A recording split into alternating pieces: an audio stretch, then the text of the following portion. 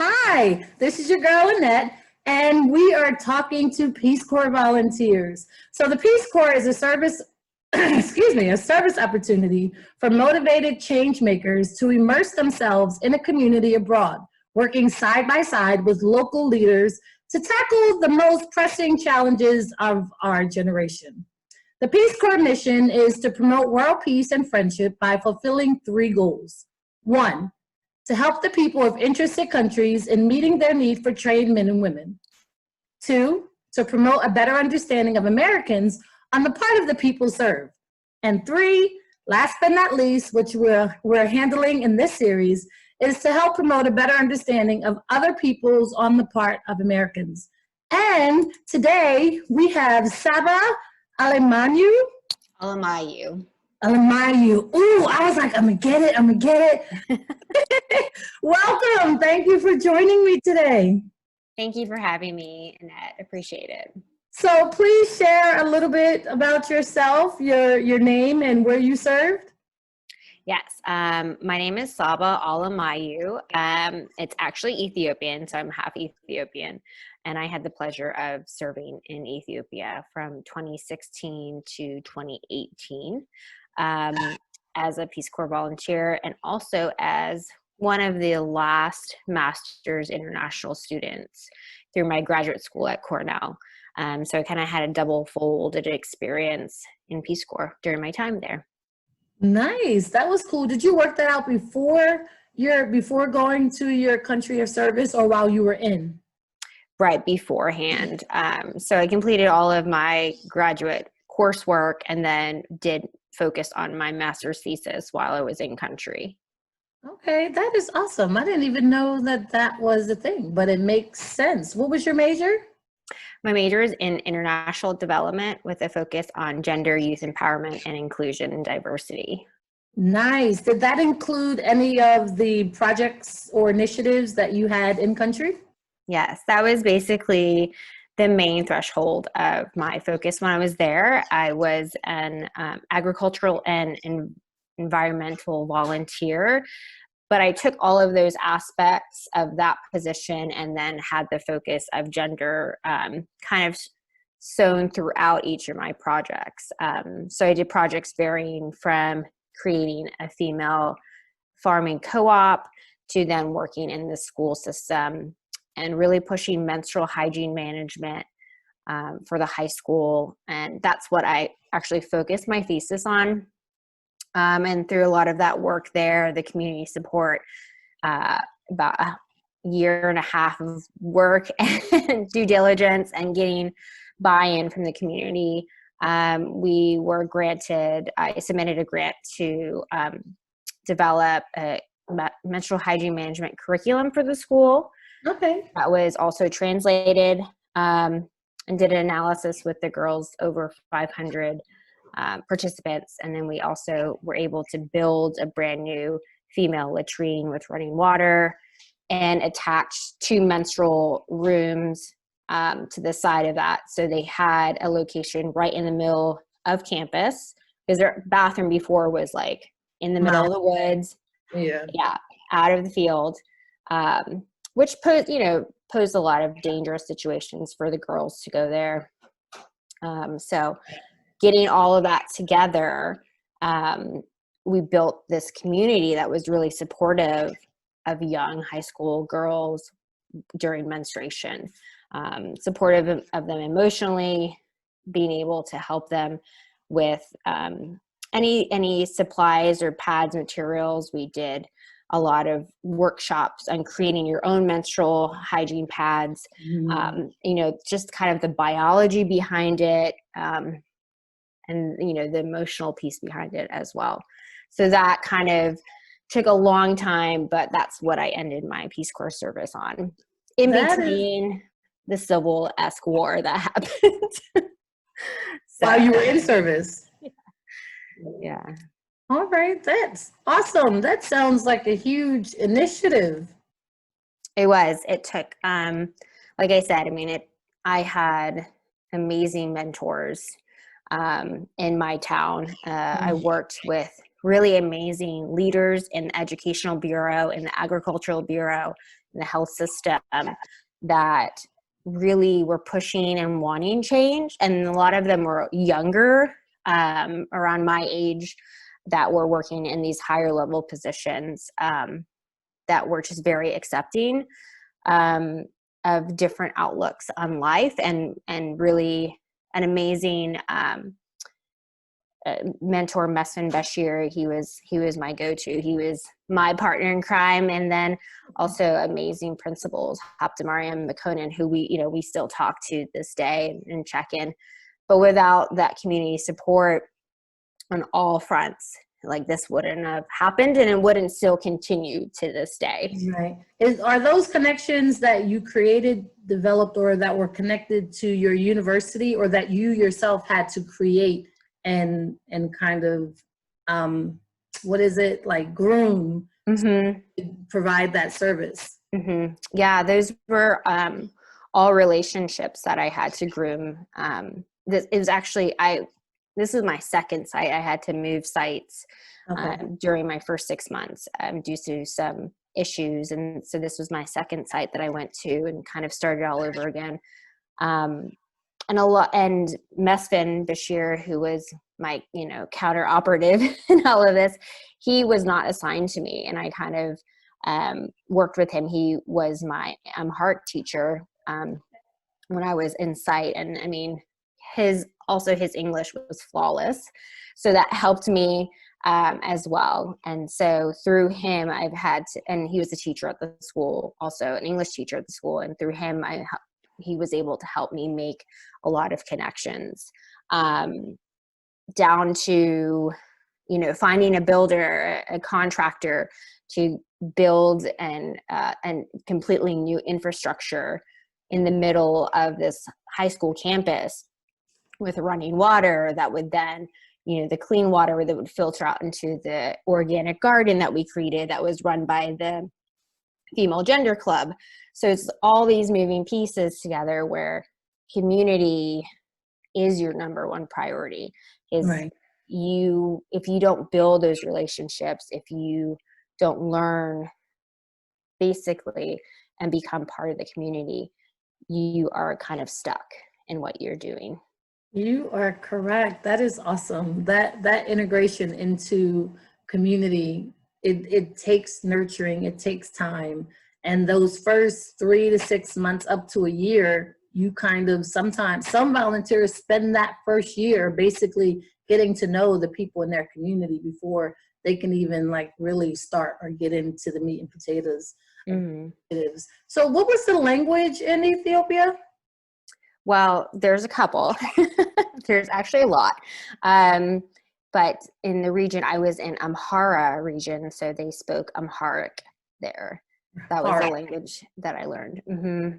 Okay. Did you need, because your counterpart was, I guess, fluent in English, did it help to learn the language? Can you pronounce it one more time? Sure, Amharic.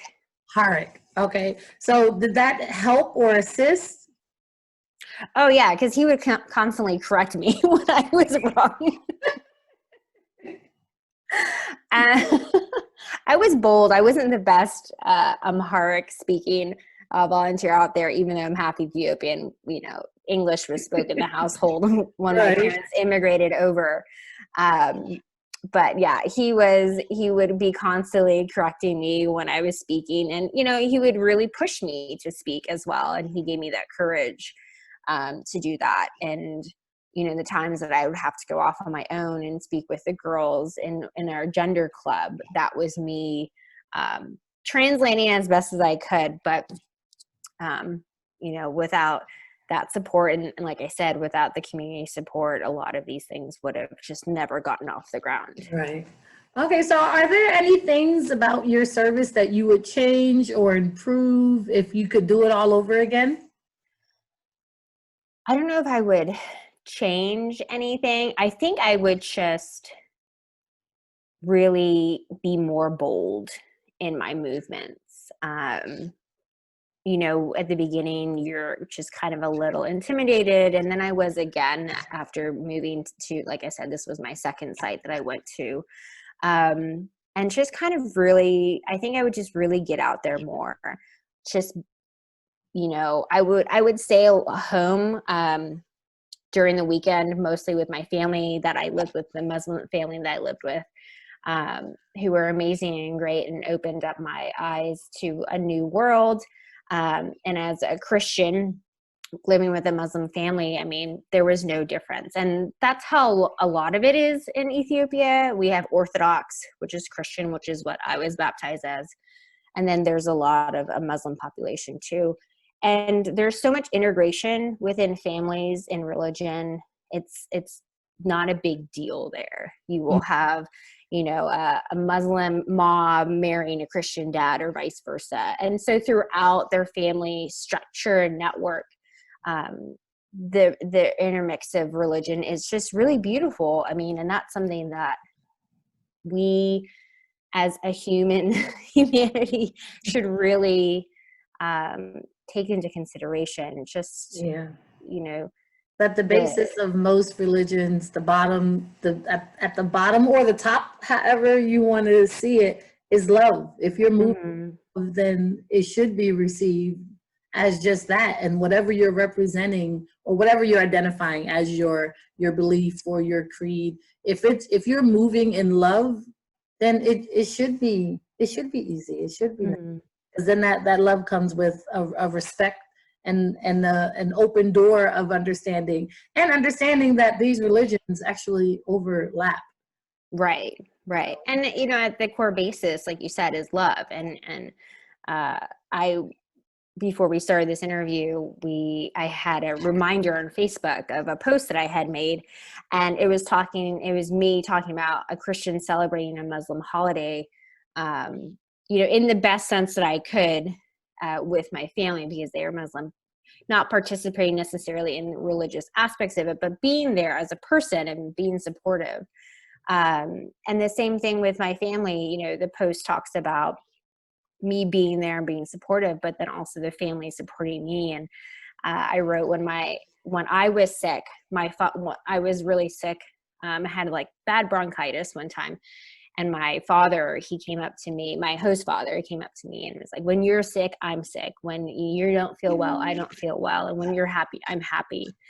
And just that love and support that just grew over time was, you know, without that, I don't know what would have happened or where would I have been emotionally. But, you know, love at the end of the day, love is love. And no matter the creed, the person, the sexuality, the, you know, color of the skin, the religion, love is love. And that was just a pivotal point of my Peace Corps life when I was there. When he said that, I was like, okay. Like what the fuck? Okay, I'm sorry. Wow. You're right though. I just had this conversation with somebody, and we were like talking about the same thing. Like, at the end of the day, if you are moving in love, regardless of your religion, there should be a piece of not saying, oh, you should join me, be this or be that. Be about love. About that. At that point, if we are about love and we're able to share and exchange information, then that's good. Like, and, you know, and that's what really gets to the core of what Peace Corps is about. You know, we are coming into a community and expressing and sharing what we know as Americans, and then vice versa. yes. And melding together, you know, all the good things that make us great as, you know, as humanity. You're right. So you at Cornell, is that where you found out about Peace Corps? Oh no. I've always wanted to do Peace Corps probably after I graduated college. But it just wasn't the right time. And then I had the opportunity to, since I was an international development master's program, I was able to go overseas and do some work. And so Peace Corps was on top of my list. And I applied for a position in Ethiopia, and they actually told me no. that there were too many volunteers. And I don't take no very well as an answer. So I talked to some people, and I got in, and it just kind of, you know, set my path of life to where it is now. I'm married, found my husband there, another volunteer, and so we're married and about to have a baby soon. So really excited. Congratulations. That is awesome. So would you encourage others to serve as a Peace Corps volunteer? Oh, definitely. I think more now than ever. You know, we had some unfortunate missteps while we were in Peace Corps during this past administration, the transition that we had to go through when this last president was elected, said some pretty hurtful things to a lot of African countries, a lot of Muslim countries, a lot of Muslim people were affected. And, you know, this was my community. This was my family. And I think it's just more important now more than ever to show that love of people and it coming from Americans in particular. And I think just the experience that you will have, whether at the end of the day is the best thing in the world or the hardest thing in the world, you will learn so much about yourself. You will learn about the world. You'll become a global citizen, and you will make an impact. And I think that's what we need to do as people, is make a great and loving and lasting impact in society. And so I encourage everyone to do, and we might do it again when we're old and gray and the kids are all shipped off away doing their own thing. We've talked about it already during retirement. We'd love to go back and do it again. That is awesome. That is awesome. Well, I thank you so much for joining me today. And if you are interested in serving as a Peace Corps volunteer, I encourage you to go to the Peace Corps website, connect to some volunteers. The website is peacecorps.gov. And there are volunteers like Saba who would be more than happy to share their experiences. Nowadays, the process is a little bit different. You can, I think, select your location if it's available. So if you are interested, I encourage you to volunteer now while you're home, get some experience volunteering here, wherever you are in the States. And if you have a specific project that you're interested in, check out the website and see if that's available in the location that you're interested in serving. So thank you again for joining us. And we will see you guys on the other side. All right. Thanks, Annette. Appreciate it. Thank you. Bye.